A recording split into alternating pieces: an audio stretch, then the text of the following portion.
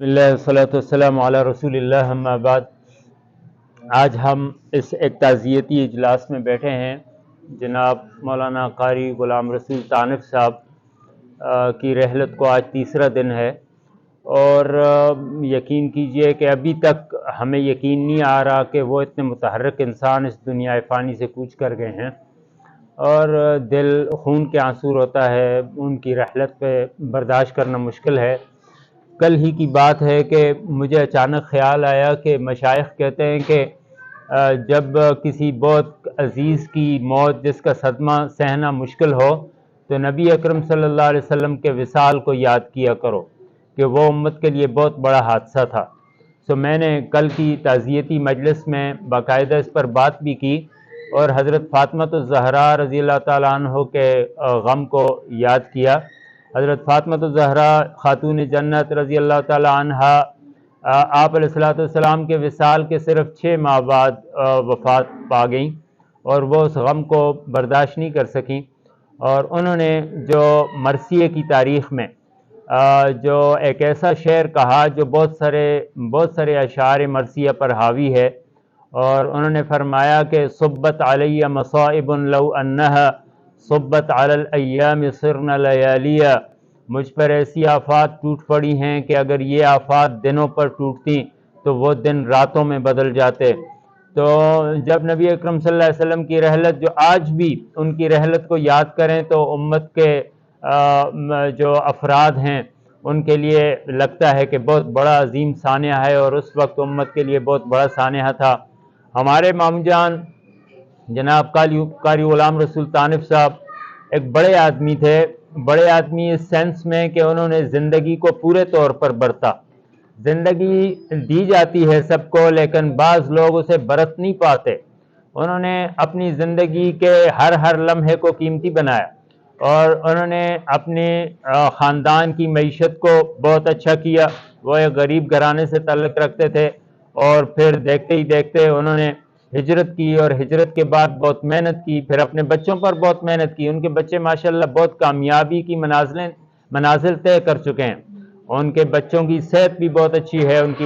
مالیات بھی بہت اچھی ہے۔ انہوں نے اپنے بچوں پر بڑا کام کیا ہے، ان کا جو مینٹل لیول ہے وہ بہت اچھا ہے۔ تو یہ ایک انسان کی کامیابی ہو سکتی ہے، تو اس حوالے سے بھی وہ کامیاب انسان تھے۔ لیکن ہم سوچتے تھے کہ ابھی گو کہ زندگی بیرونی طور پر بھی بہت سارے حادثوں کا امکان لیے ہوئے ہے، انسان کے اندر بھی بہت سارے سسٹم چل رہے ہیں جن میں حوادث کا امکان پایا جاتا ہے، اور وہ باقاعدگی سے حالانکہ ورزش کرتے تھے، اور ہم سمجھتے تھے کہ یہ 25-30 سال ہماری مزید سرپرستی فرمائیں گے، لیکن ہمیں کیا معلوم تھا کہ ان کی دعا قبول ہو چکی ہے۔ حضور علیہ السلام کی ایک دعا ہے بڑی مشہور کہ اللہم انی اعوذ بک من ارذل العمر لکی لا اعلم بعد علم شیئا، او کما قال علیہ السلام، کہ میں اے اللہ آپ سے ارذل العمر سے پناہ چاہتا ہوں، تاکہ میں وہ جانی ہوئی باتوں کو جب آدمی بھول جاتا ہے، جب وہ جن چیزوں پر قدرت رکھتا ہے ان چیزوں پر قدرت کھو دیتا ہے۔ لیکن وہ اپنے آخری جب ان کو ہارٹ اٹیک سٹارٹ تھا، انہوں نے اپنے ڈرائیور کو کہا گاڑی نکالو، خود چل کر بیٹھ کر ہاسپٹل تک خود گئے ہیں، راستے میں اس سے باتیں کرتے رہے۔ یہ ان کی بہادری کا ایک اور ثبوت ہمارے سامنے آیا۔ بہرحال انہوں نے بہادری کے ساتھ زندگی گزاری، پوری کرامت طریقے سے گزاری، اور انہوں نے اپنے بچوں کو کہا تھا کہ میں نہیں چاہتا کہ میری معذوری تم پر بار ہو، اور میں معذور ہو کر نہیں مرنا چاہتا۔ تو اللہ نے ان کی یہ دعا قبول فرمائی۔ اللہ تعالیٰ ان کو جنت الفردوس میں اعلیٰ مقام نصیب فرمائے، ان کو اپنی جوار رحمت میں جگہ عطا فرمائے۔ آخر میں ان کے ادبی ذوق کے حوالے سے بہت ساری باتیں ہو گئیں، میں ان کو دہرانا نہیں چاہتا، صرف میں 1-2 باتیں ایسی کرتا ہوں جو شاید نہ کی گئی ہوں۔ ایک تو یہ ہے کہ ان کو اشعار کے ساتھ بہت دل لگی تھی، تو میرا بھی جو شعری ذوق ہے تو اس کو چونکہ میں نے مولانا روم پر PhD بھی کیا، اور مولانا روم کی اشعار ان کو بہت پسند بھی تھے، تو انہوں نے جب بھی محفل ہوتی تو وہ اس پر کوئی نہ کوئی کسی نئے خیال کی بات کرتے کہ مولانا روم کی کوئی نئی تفسیر ایسی ہو جو ہماری نظر سے نہ گزری ہو تو آپ بیان کریں۔ تو ایک دفعہ میں نے انہیں کہا کہ جو وصال ہے، جب جدائی آ جاتی ہے تو بہت ساری کیفیات منقطع ہو جاتی ہیں۔ جب محبوب لوگوں کے ساتھ آدمی مل بیٹھتا ہے تو بہت ساری کیفیات جو اندر کہیں غائب تھیں وہ دوبارہ ابھر آتی ہیں۔ تو مولانا روم نے اس کو بہت زبردست انداز میں بیان کیا ہے، اور یہ بھی کہا ہے کہ تم پانی اور مٹی کے ساتھ اس لیے خوش ہوتے ہو کہ تم پانی اور مٹی کی پیداوار ہو، یہ دو بڑے اجزاء ہیں جن سے تم مل کر بنے ہوئے ہو، اس لیے تم بچہ پانی میں اور مٹی میں کھیلنا پسند کرتا ہے اور بڑے بھی اسی کے پاس رہنا پسند کرتے ہیں۔ بہرحال بہت ساری باتیں ہیں، ساری باتیں اس مختصر جو ایونٹ ہے اس کو بہت مجالس چاہیے۔ ہم انشاءاللہ ان قریب وفا کی مرکزی جامع مسجد میں ایک سیمینار منعقد کر رہے ہیں جو تعزیتی اجلاس کے طور پر ہوگا، اور وہ تعزیتی ریفرنس منعقد کریں گے، اور آج احباب کے ساتھ بھائیوں کے ساتھ مشورہ کر کے ان کے بھتیجوں کے ساتھ ان کے بیٹوں کے ساتھ مشورے کے بعد انشاءاللہ اس کی تاریخ طے کریں گے۔ تو چونکہ وہ حضرت تھانوی کے سلسلے کے ساتھ بھی منسلک تھے اور جماعت اسلامی کے ساتھ بھی منسلک تھے، بڑے وسیع المشرب تھے، اور میں انہیں مجتہد فی الفقہ سمجھتا ہوں۔ حنفی فقہ کے اندر بھی انہوں نے بہت دفعہ اجتہاد کیا ہے۔ علماء کو اجازت ہے کہ وہ کسی ایک یا چند مسائل میں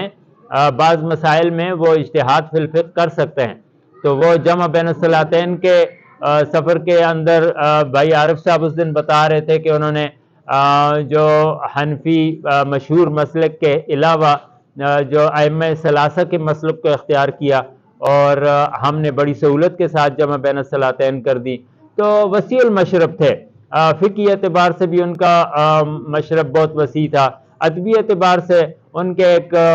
نادر خیال پر مبنی ایک شعر پر میں اس موضوع کو ختم کرتا ہوں، گو کہ یہ ان کے بارے میں بات کر کے ختم نہیں کی جا سکتی آسانی سے، لیکن وقت کی مجبوری کے پیش نظر میں اب زیادہ بات نہیں کرتا۔ وہ کہتے تھے کہ یہ محاورہ بڑا غلط ہے کہ عہد جوانی واپس آ جاتا ہے، گیا وقت جو ہے وہ واپس نہیں آ سکتا، اور عہد جوانی جو ہے وہ واپس تاریخ اپنے کو دہراتی ہے، یہ ایک محاورہ تھا، تاریخ اپنے کو دہراتی ہے۔ تو مجھے ان کے شعر کے ساتھ مکس ہوگی بات، تو انہوں نے کہا تاریخ اپنے کو نہیں دہراتی، لوگ کہتے ہیں کہ تاریخ اپنے کو دہراتی ہے، میرا عہد جوانی یہ تاریخ ذرا دہرا کے دکھلائے تو یہ ان کا بڑا نادر خیال تھا، اور بہت سارے نادر خیالات کا ایک مجموعہ اس دنیا سے چلے گئے، لیکن ہم آج اس تعزیتی اجلاس میں عہد کرتے ہیں کہ ہم ان کے تمام مشنز کو جو ہیں وہ جاری رکھیں گے، ان کے بیٹوں کے ساتھ ہم پورا تعاون کریں گے، ان کے جتنے بھی کارہائے خیر ہیں ان کو جاری اور ساری رکھنے میں اپنی تمام صلاحیتیں صرف کریں گے، اور اس امید کے ساتھ کہ اللہ تعالیٰ نے ان کو اپنی جوار رحمت میں جگہ دے دی ہے۔ اور اس کے لیے ہمارے پاس ایک حدیث شریف کی دلیل ہے کہ وہ حضور علیہ السلام نے فرمایا الخلق عیال اللہ واحب الخلق الی اللہ من احسن الی عیالہ، کہ مخلوق اللہ کا کنبہ ہے اور اللہ کا محبوب ترین شخص وہ ہے کہ جو اس کے کنبے کے ساتھ اچھا ہو، اس کے کنبے کے ساتھ حسن سلوک کرنے والا ہو۔ تو بلا تفریق اپنے پرائے کی تفریق کے بغیر اور چھوٹے بڑے کی تفریق کے بغیر وہ ہر ایک کے ساتھ حسن سلوک کا معاملہ کرتے تھے، چھوٹے بھی ان سے خوش تھے، بڑے بھی خوش تھے، پڑوسی بھی خوش تھے، سارے رشتہ دار ان سے خوش تھے۔ اللہ تعالیٰ ان کو کروٹ کروٹ جنت نصیب فرمائے۔